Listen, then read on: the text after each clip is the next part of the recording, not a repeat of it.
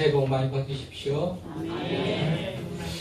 가정을 주제로 설교할 때마다 가끔씩 얘기합니다. 그러므로 적어도 한 3, 4년 이상 믿음 생활 하신 분들은 몇 번쯤 들어봤을 만한 얘기고 또 처음 들은 분들도 있겠다 싶어서 또 얘기입니다만은, 그리고 미국 청교도 역사 속에서요 굉장히 큰 영향력을 끼치는 사람, 조나단 에드워드라는 사람이 있습니다.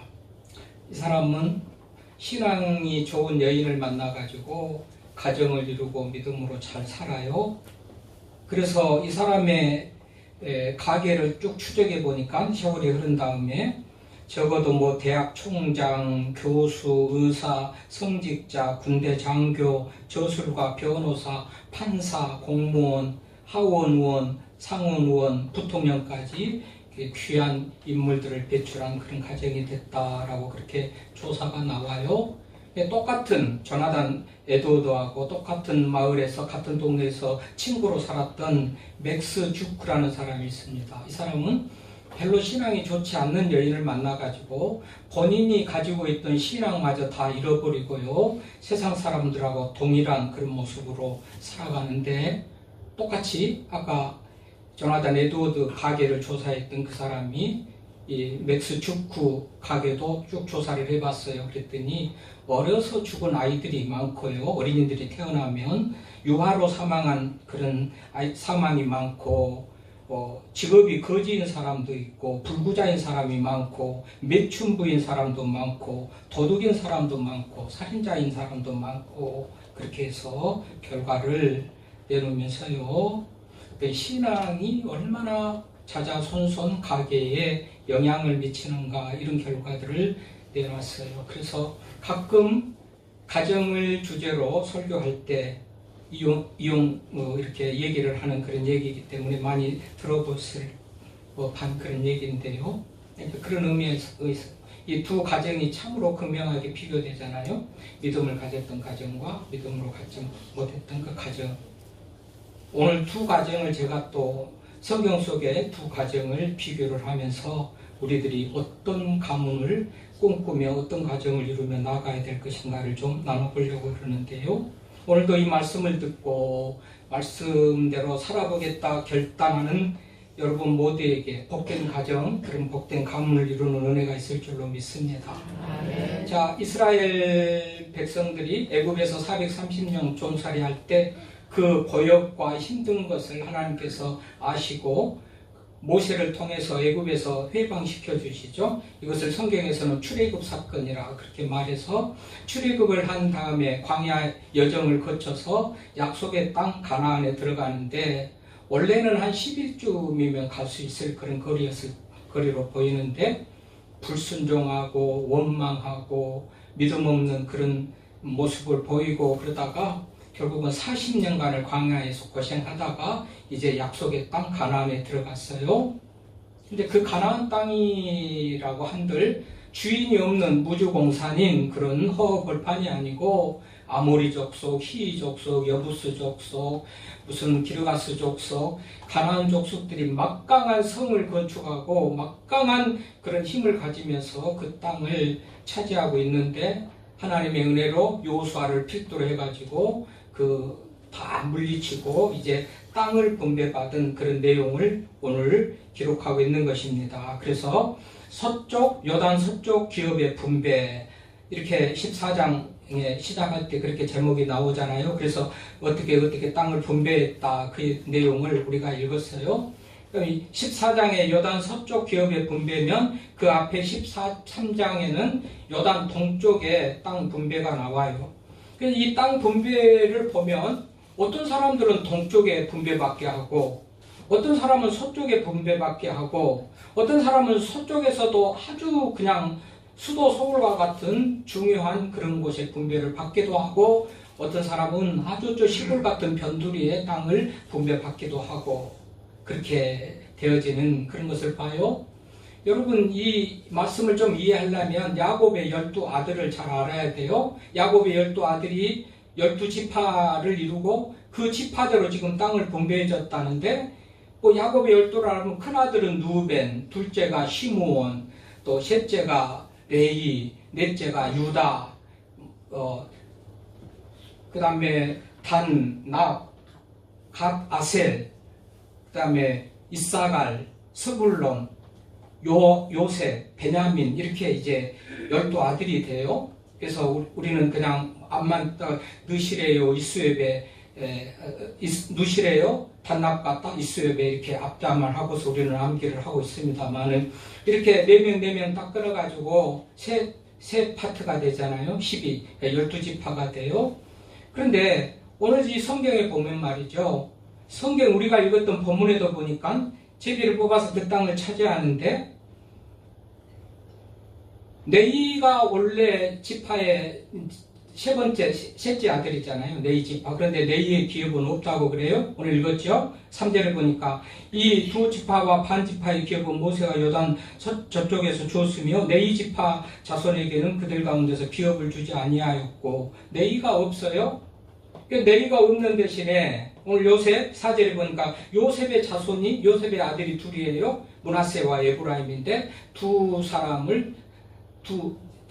아들에게 지파를 주니까 레위가 없는 대신에 또 한 지파가 늘어났잖아요. 요셉 대신에 두 아들이 되니까. 그래서 12지파에게 나눠주는 이런 일이 있어요. 그러니까 어떤 요셉의 자손은 왜 요셉 자손 한 지파 몫을 두 아들에게 나눠서 두 지파를 주기도 하고 레위 지파는 왜 몫을 안 주고 몫을 안 준 게 아니라 레위 지파는 몫을 안 받아요. 개인적인 몫을 안 받아요. 그러나 12지파의 그 성읍 안에, 그 지경 안에 동서남북 사방에 성읍을 줘요. 그래서 각 지파의 영적인 문제, 신앙의 문제를 책임지고 지도하고 가르치도록 그렇게 함으로 오히려 레위 지파는 한 지파에 4개 성읍이 되기 때문에 48성읍을 주는 그런 은혜가 있어요. 그러니까 이걸 딱 보면 하나님께서는 여러분 동쪽과 서쪽이라 하니까 아무 그냥 구별 없이 차별 없는 그런 지역이 아니에요. 이스라엘 팔레스타인 지역을 딱 놓고 보면 이거 오늘 동쪽 서쪽 얘기가 나오잖아요. 요단강을 중심으로 해서 요단강 저편을 동쪽, 요단강 이편을 서쪽, 반대입니다. 요단강이 중간에 흐르는데 요단강 이쪽 왼쪽 서쪽을 서쪽이라고 그래요. 이게 이제 지중해 연안하고 연결되어 있는데 붙어 있는데 이게 서쪽이고 요단강을 중심으로 우측이 동쪽이에요. 그럼 이 지형을 보면 우측의 동쪽은요. 우측의 동쪽은 고원의 산지에 그래서 주로 목축업, 양을 치기에 적당한 어떤 그런 지역이고 큰 산이 없습니다. 이제 큰 산이 없다는 것은 그 정복 전쟁이 빈번하게 일어나는 그때에 방패가 될 만한 요새로 삼을 만한 그런 산이 없다 그런 의미를 가지기도 해요. 고원이기도 하지만 이렇게 평지이기도 하면서 목축업을 하기에 좋은 그러나 이방의 국경들하고 이런 예를 들면 에돔이나 뭐 이런 바산이나 이런 이방의 국경들하고 인접해 있어가지고 늘 안정되지 못한 어떤 그런 지역이 요단의 동쪽 지역이에요. 거기서 누벤과 갓과 므낫세의 반지파가 또 거기서 받은다고 그래요. 여기 볼 때는 좀 불공평해 보여요. 우리가 볼 때 이쪽 서쪽이 차지하고 싶은 좋은 지역이에요. 이 서쪽으로 하자면 뭐 헬본산이라든지 갈멜산이라든지 산지가 있고 지중해를 연합해가지고 지중해가 경계가 되기 때문에 대적들이 마음대로 신경 안 써도 되는 그런 적들을 신경 안 써도 되는 산악은 산악대로 요새가 되기도 하고 해안은 해안대로 요새가 되기도 하고 전혀 이 동쪽보다는 더 안전한 것이 서쪽이에요. 서쪽에서 받은 것이 어떻게 보면 우리가 선택하라면 그것을 선택하는 것이 일반적인 그런 선택일 거예요. 이 서쪽은 보면은 뭐 베들레헴, 예루살렘, 헤브론 같은 이스라엘 백성들에게 있어서 성지라는 하고 할 수 있는 것이 다 신앙의 중심, 성지가 다 이 서쪽에 있어요. 헤브론은 뭡니까? 막벨라 굴 아브라함이 그 땅을 사가지고 조상의 묘실로 삼은 선영이 있는 곳이 헤브론이기도 하고 베들레헴은 예수님이 탄생하고 내중에 다윗도 탄생하고 정말 이 복된 땅이죠. 예루살렘은 수도, 팔레스타인 지역의 수도 아니겠어요? 그러니까 그게 다 서쪽에 몰려 있는 거예요. 그래서 선택하라고 그러면 우리는 서쪽 선택하고 싶어요. 그런데 동쪽을 차지하는 사람들은 어떻게 보면 좀 억울해 할 수도 있어요. 근데 하나님께서는 그렇게 다 작정을 해요. 그래서 동쪽에서 받을, 므낫세 같은 경우는 동쪽에서도 반 몫을 받고 서쪽에서도 반을 몫을 받은, 우리 같으면 왜 하나님 므낫세는 동쪽에서도 주고 서쪽에서도 줘요 그러겠지만 므낫세가 누구라고요? 요셉의 아들이에요. 그래서 오늘 요셉의 아들 중에서 므낫세와 에브라임, 요셉의 아들 중에서도 큰아들에게는, 요셉의 큰아들에게는 동쪽에도 주고 서쪽에도 주고, 에브라임은 둘째 아들인데 결국은 서쪽에서만 받고, 이제 이런 일들을 우연이 아니고 그 신앙의 여정, 믿음, 하나님께 대한, 또 동족에게 대한 그런 어떤 정말 하나님 보시기에 합당한 그런 행위와 행동들이 그 땅을 차지하는 데에 이렇게 차별화된 그런 땅을 차지한다는 사실을 우리가 기억을 해야 이 말씀이 우리들에게 은혜롭게 이해가 되어지고 들려질 텐데요. 어쨌든 이제 동쪽에 보니까 13장 8절에 동쪽부터 13장 8절에 보면 동쪽 기업에 분배해가지고 루벤, 갓, 므낫세 반지파가 받잖아요. 그 얘기가 그 13장 8절부터 29절까지 있는 그런 얘기고, 오늘 읽었던 14절부터 이제 서쪽 기업의 분배예요. 그런데 여러분, 서쪽 기업의 분배를 시작하자마자요, 유다 지파인 갈렙이 땅을 받은 얘기가 나오죠. 6절에. 개인적으로는 아무도 땅을 못 받아요. 개인적으로는. 누가 개인적으로 받은 땅이 있습니까? 다 지파별로 받은데 이 14장 6절 보니까 갈렙이 헤브론을 기업으로 받아요. 특별한 대우를 받아요. 그런데 이 갈렙이 어디냐 하니까 유다 자손이라고 그랬잖아요. 6절에 유다 자손. 그러니까 유다 자손은 아주 특별해요. 원래 넷째 아들이거든요. 유다가 넷째 아들이면 서열대로 하든지 간에 뒤로 밀리고 뭐 이렇게 될 텐데, 오늘 보면 유다 자손 중에서도 특별하게 갈렙이 기업을 얻고 그 얘기가 끝난 다음에 15장 1절부터 유다 자손이 받은 땅이 나와요. 여러분 같으면 왜 여호수아 장군님, 여호수아 지도자님 왜 이렇게 서열대로 루벤님 먼저 동쪽에서 받았으니까 그럼 그 다음에 시므온을 주든지 내일은 기업이 없다고 그러니까 그럼 이제 또 므낫세 다음에 므낫세를 동쪽에서 줬듯이 요셉의 둘째인 에브라임을 주든지, 하여튼 이런 이 시비를 할 만한 그런 상태로 땅 분배의 서열이 지금 정해져서 유다가 먼저 받는단 말이죠. 그럼 먼저 유다의 갈렙은 어떤 사람이죠? 갈렙. 여호수아와 더불어서 이 백성들을 가나안 땅까지 인도했던 민족의 지도자죠. 12명의 정탐꾼을 보내서 가나안 땅을 전탐하고 와서 우리가 어떤 방법으로 공략해서 이길 수 있는지를 잘 보고 와라 했더니 12명이 와서 보고하기를 10명은 다 우리는 이길 수가 없습니다. 중단해야 됩니다. 멈춰야 됩니다. 그럴 때 여호수아 갈렙 두 사람은 아닙니다. 우리가 이길 수 있습니다 해가지고 민족을 이끌고 그 땅에 들어갔던 지도자가 여호수아와 갈렙이고, 여호수아는 지도자로서 이후에 나중에 땅을 차지하지만 갈렙이 먼저 가장 땅을 먼저 받는다. 이 갈렙은 하나님에 대한 절대적인 믿음을 가졌잖아요. 10명은 다 안 된다고.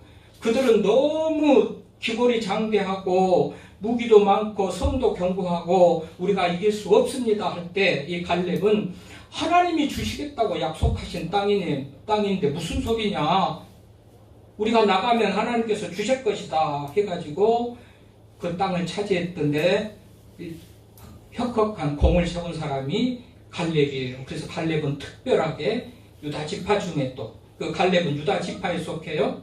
유다 지파 자체가 정말 하나님께 복받을 그런 집안이 되는데요. 하여튼 갈렙에게 줘요. 그리고 넘어가서 유다 지파가 우리가 이제 관심을 가질 지파인데, 자, 유다 지파를 보십시오. 얼마나 좋은 땅을 차지하는지. 그 경계를 보십시오. 남쪽은 어떻고 북쪽은 어떻고 뭐가 어떻고 쭉 15장 1절에 보니까 그렇게 다 나오고 있잖아요. 땅 경계가 나오고 있잖아요. 한마디로 이 경계를 보면 그야말로 아까 얘기했듯이 중요한 수도 서울의 한복판 같은 그런 것들을 유다가 다 차지하는 거예요. 서쪽에도 남쪽에서도 북쪽까지 팔레스타인 지역에 이스라엘 지역에 좋은 땅을 다 차지하는 것이 유다 지파요. 가장 넓게 주고 가장 좋은 것을 준단 말이죠. 유다는 왜 이렇게 특별한 대우를 해줄까? 여러분 유다도 별로 그렇게 젊은 시절에 또 변해서 새롭게 되기 이전의 유다는요 일반 사람들과 별반 다름없는 똑같은 어떤 그런 모습을 가진 사람이 유다예요. 요셉을 팔아버리자고 할 때도 생명을 살리는 그런 측면도 없잖아 있겠지만 경제적인 수익을 위해서 애굽 상인에게 동생을 팔아보는데 유다가 제안해가지고 요셉을 팔아버리기도 하고 여러분 또 다말 사건 하잖아요. 유다의 며느리가 다말이에요.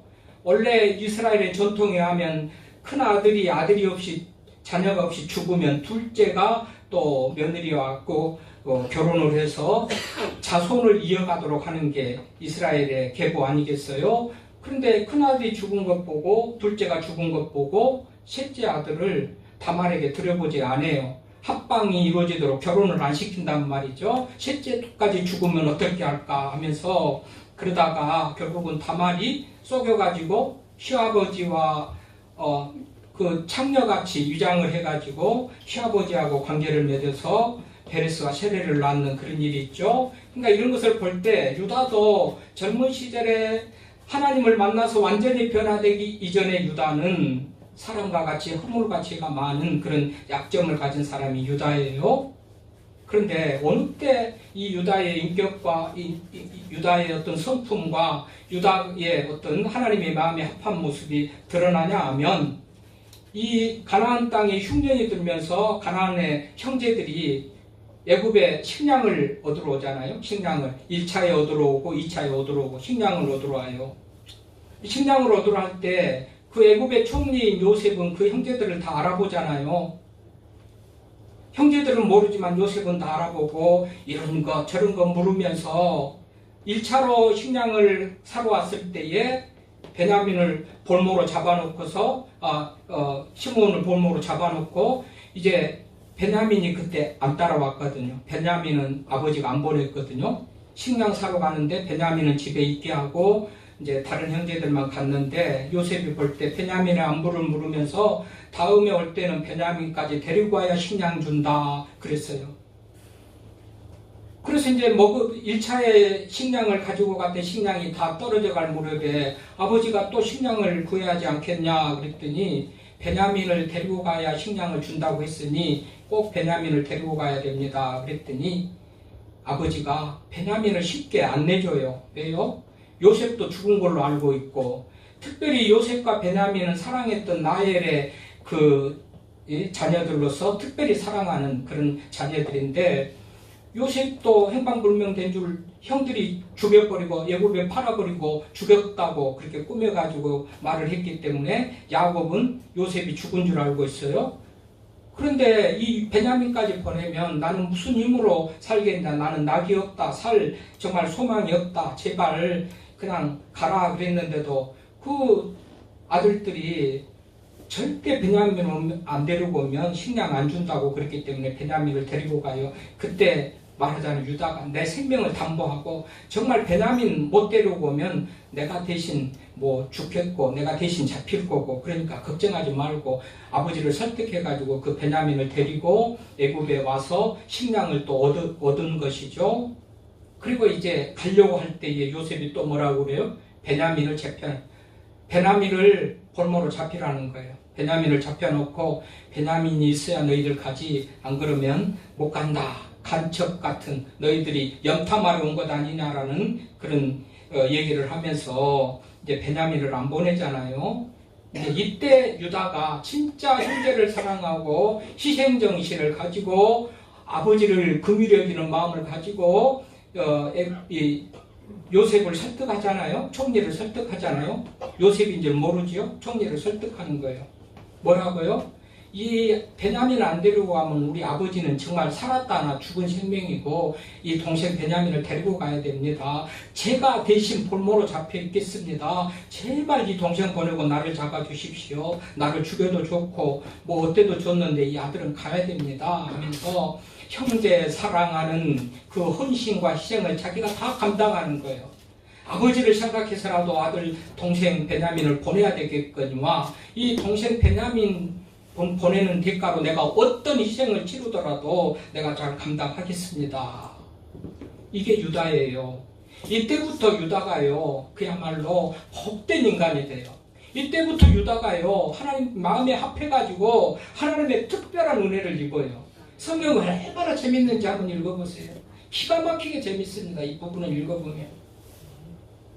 그래서 하나님께서 유다 지파를 잘 본 거예요. 그래서 넷째지만 벌써 여기서 땅 분배를 하고 가장 좋은 땅을, 가장 많은 땅을 주기도 하고 특별히 유다 지파에 속한 갈렙은 개인적으로 별대로 유일하게 혼자 갈렙만 개인적으로 또 땅을 더 받는 그런 일이 일어난다는 말이죠. 여러분, 유다가 가정을 위해서 아버지의 그 아픔과 정말로 이 약속을 지키기 위해서 그 형제를 살려서 아버지께 데리고 가기 위해서 내가 감옥에 있어도 좋겠다. 내가 희생하고 헌신하는 가족을 위해서, 형제를 위해서, 아버지를 위해서 하는 그게 하나님의 감동이 된 줄로 믿습니다. 그래서 이렇게 유다의 가문이 복된 가문이 돼요. 오늘 설이니까 가족들, 형제들 만나는데 우리가 이래야 된다는 것을 제가 말씀을 드리는 거예요. 그러고 나서 보십시오. 15장 이후에 보니까 땅 분배가 다 나오는데 그리고 유다 자손의 기업 얘기가 나오고 16장 1절에 보니까 에브라임이 또 나오고 에브라임이 받은 건 나오죠. 17장에 보면 므낫세 자손이 또 반목 받는 건 나오죠. 동쪽에서도 반목 받고 서쪽에서도 반목 받고 14절에 보면 에브라임 므낫세 지파가 땅을 더 요구하는 것도 나오죠. 얼마 전에 설교했죠. 지난 12월 달에 했어요. 땅을 아버지 요셉 덕분에 우리가 다 살고 요셉 덕분에 지금 우리가 살아서 이렇게 큰 민족을 이루었는데 요셉의 은혜를 생각해서 나는 우리 땅은 더 줘야 되지 않습니까? 이렇게 주장하는 거예요. 그리고 나머지 땅 분배가 18장부터 쭉 나오더니 11절에 보면 베냐민 자손에 18장 11절에 베냐민 자손이 나오고 19장에 보니까 시므온 자손이 나오고 19장 10절에 보면 스불론 자손이 나오고 17절에 이사갈 자손이 나오고 24절에 아셀 자손이 나오고 32절에 납달리 자손이 나오고 40절에 단 자손이 나오면서 땅 분배가 끝나요. 왜 단 나오고서 끝나요? 여러분 단은요 7번째 아들이에요.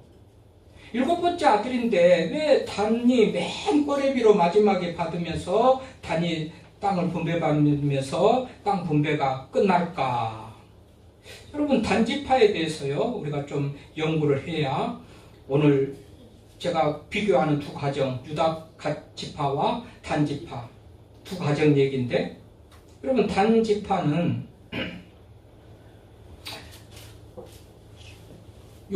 이게 요단강 서쪽에서 받으면서도요 맨 끄트머리 조그만 땅을 받아요. 이 자세한 얘기는 오히려 사사기에 보면 사사기 18장에 보면 이제 그런 얘기가 나오는데요. 앞에 성경 사사기 나오죠. 사사기 성경 18장에 보면 단지파의 땅에 대해서 나오는데 비교적 좁고 적은 땅을 차지해요.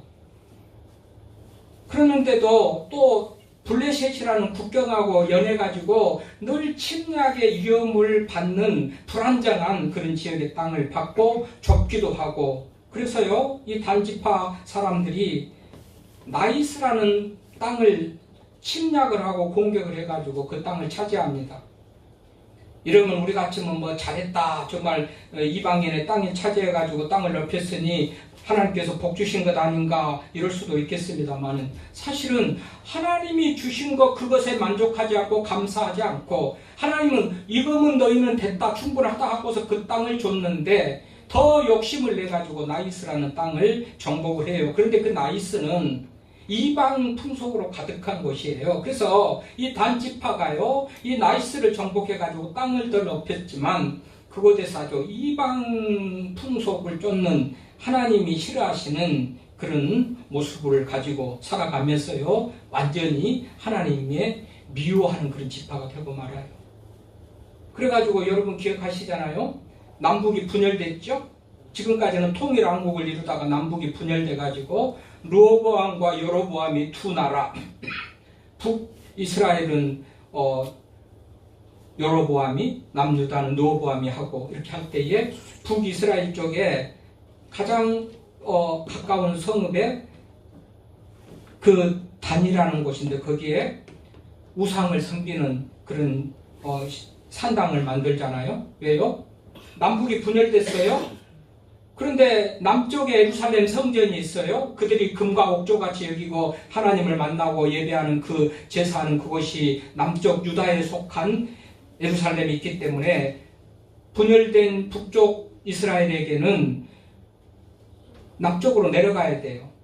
그 남쪽으로 내려가면 사람들이 북쪽으로 잘 안 오고 여기에 정착하고 머물버리는 그런 일이 생기는 거죠. 그래서 북이스라엘의 여로보암 왕이 거기까지 갈 것 없다. 여기에 제단을 짓고 여기다 예배하면 된다. 그래서 세운 곳이 단이란 말이죠. 단에다가 이방 신을 섬기는, 말하자면 그런 섬기는 그런 곳이 돼버려요. 그러니까 단 지파의 중심에 그들은 원래 차지했던 나이스부터 이방 풍속으로 가득한 곳이지만 자기 지파 중심에 이방을 섬기는 그런 또 신전을 지으면서 하나님의 뜻에 반하는, 예루살렘에 가서 예배하고 하나님 성전이 여기 있는데 거기까지 갈 것 없다. 여기에서 제사를 드리면 된다 해서 우상을 섬기는 그런 제사를 만들어 놓은 이때부터요, 완전히 단지파는 하나님의 미움의 대상이 되는 거예요. 그래서 오늘 단지파를 보면 좁은 땅에다가 블레셋과 연하해가지고 날마다 전쟁의 위협을 잊는 것과 그런 것을 주는데, 어쨌든 그것도 주신 것 감사하면서 감당하는 게 아니고 인간의 욕심으로 더 넓은 땅을 하겠다고 나이스를 차지해가지고 완전히 우상을 섬기는 그런 나라가 되고 말아요. 이게 단이라는 나라입니다. 여러분, 우리가 삼손이라는 사사를 잘 알고 있죠? 삼손이라는 사사가 단지파의 출신입니다. 이스라엘을 구원하려고 사사를 보내서 삼손을 보냈는데 삼손은 여자에게 반해가지고 무슨 소래꼴짜기 드릴라 무슨 여러 여인들하고 그냥 이 하나님께서 힘을 주시는 근원까지도 다 폭로를 해가지고 머리가 잘리면서 힘을 잃어버리고 완전히 패배한 인생이 되잖아요. 눈이 뽑히고 그냥 명예를 메고 맷돌을 돌리는 그런 신세까지 돼버리는 그러니까 그 민족은 그 어떤 지도자부터 하나님의 사명을 가지고 땅에 보냄받은 삼손부터 그야말로 하나님의 뜻을 거역하는 그런 핏줄, 그런 흐름, 그런 문화, 어떤 그런 분위기가 계속 흐르고 있었던 거예요. 그렇게 흘러가지고 그들은 이방이든지 뭐든지 하나님이든지 뭐든지 내가 좋은 대로 그냥 살고 편할 대로 하면 되고 그냥 내 힘으로 뭔가 해봐야지라는 그런 생각이 가득했던 사람들이 단지파였는데 땅 분배하는 결과를 보니까 이렇게 차이나는 그런 땅 분배를 받더란 말이죠. 그래서 제가 우리 성도들에게 정말 유다 지파 같은 복된 가문이 됐으면 좋겠다. 어쩌면 한 지파, 12지파 똑같은 12아들, 야곱의 12아들 중에서 그 같은 아들들이고 같은 부모, 같은 환경 속에서 자라왔지만 이렇게 다른 그런 모습을 보일까? 유다 가문은 복되구나. 우리 성도들의 가정이 복되면 좋겠다. 우리 성도들이 복의 씨앗이 되고 가문을, 가정을 영광되게 그렇게 세우는 여러분들 되기를 바랍니다. 그렇게 되기를 바라면서 제가 말씀을 준비해가지고 오늘 전하는 거예요. 여러분 한번 읽어보세요. 얼마나 여호수아 이 13장부터 19장 땅 분배 이런 얘기를 보면 정말로 많은 것들을 알고 배우게 될 텐데요. 집안이 어떻든지 자녀들이 어떻든지 뭐 내 인생 어떻든지 그냥 포기하고 아무렇게나 살아가는 사람들은 귀 기울일 필요도 없고 아무렇게 살아도 좋겠습니다만은 가문의 영광 좀 회복하고 좀 행복하고 복된 그런 가정이 되기를 원한다면 유다 가문을 연구해 보세요. 유다는 아까도 얘기했지만 책임감이 강하고요, 희생정신이 있고요, 아버지를 생각하고 배려하는 마음이 있고요, 베냐민 없이 그냥 가면 아버지가 얼마나 상심할까. 그래서 베냐민 대신 내가 옥에 갇히고 희생해도 좋고 고생해도 좋고 죽어도 좋다라는 그런 가정에 대한, 아버지에 대한, 형제에 대한 희생과 책임감, 이것을 가진 유다 지파가 결국은 복되고, 어떻게까지 복됩니까? 그 가문에서 다윗이 나오잖아요. 그 가문에서 예수 그리스도가 나오잖아요. 아브라함과 다윗의 자손 예수 그리스도의 세계라 이 유다의 계보입니다. 그래서 규가 떠나지 않는다. 왕의 홀, 권력과 그 왕의 이 홀이 유다 지파에서 떠나지 않겠다. 하나님께서 그런 복된 가문으로 세워주신 줄 믿습니다. 아멘. 아멘입니다. 가족들, 형제들 설날 즐거운 만남 되기를 바라면서 우리들이 오늘 말씀을 들었으니 가정에서 이렇게 복의 씨앗이 되는 우리 모든 성도들 되기를 간절히 바랍니다. 아멘. 하나님 아버지 감사합니다.